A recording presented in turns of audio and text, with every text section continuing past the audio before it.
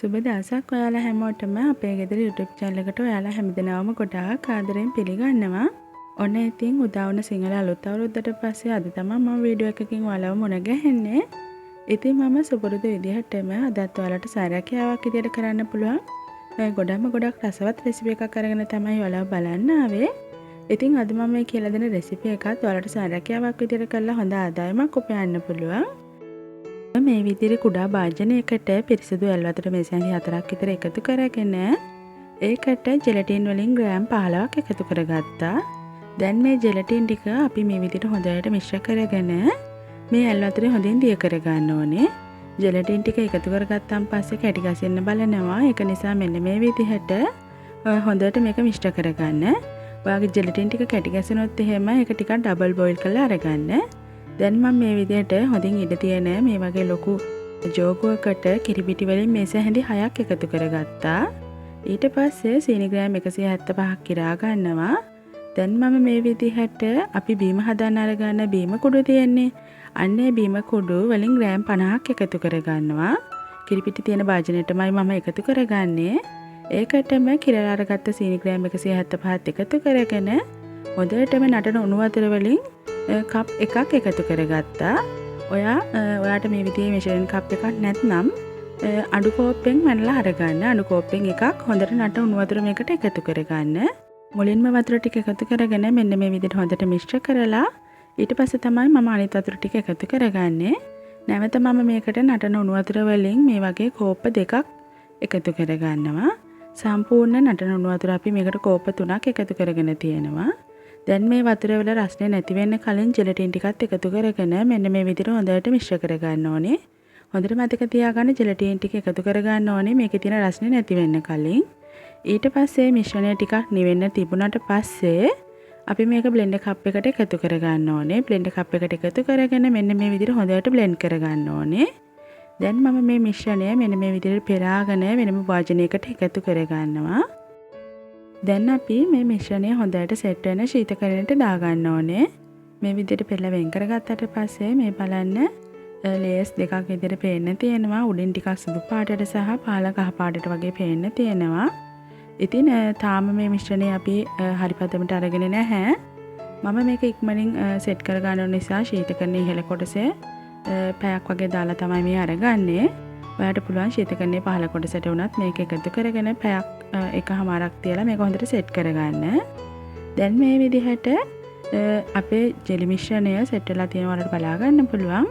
මම දැන් මේ විදිහට සාමාන්‍යයෙන් ටිකක් ලොකු කෑලි වලට මේක කඩාගෙන ආයෙමත් මේක අපි බ්ලෙන්ඩ් කරගන්න ඕනේ.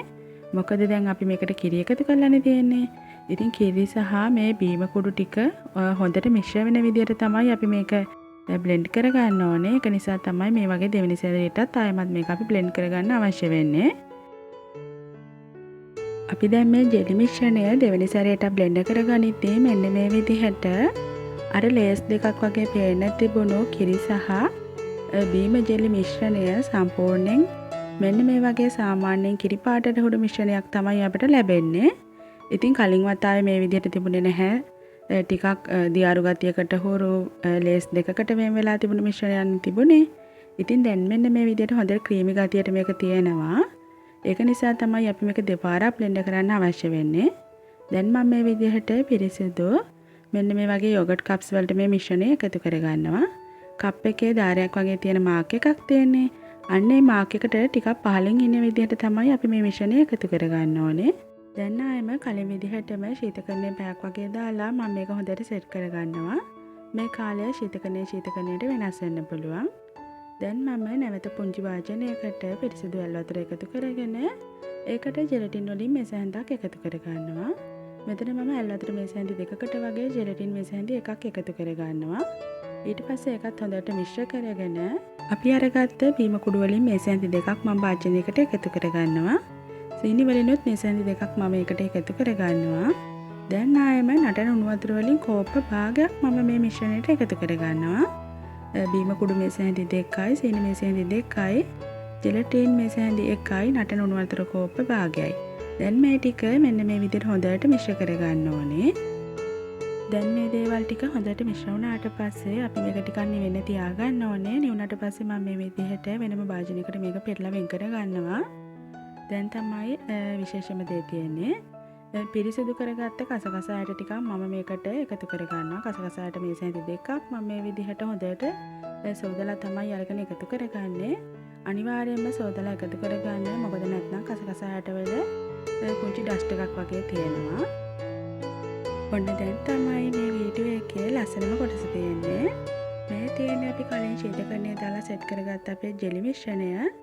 ඉතින් මේකේ උඩ මෙන්න මේ විදිහට පෙන ගතියක් තියෙනවා.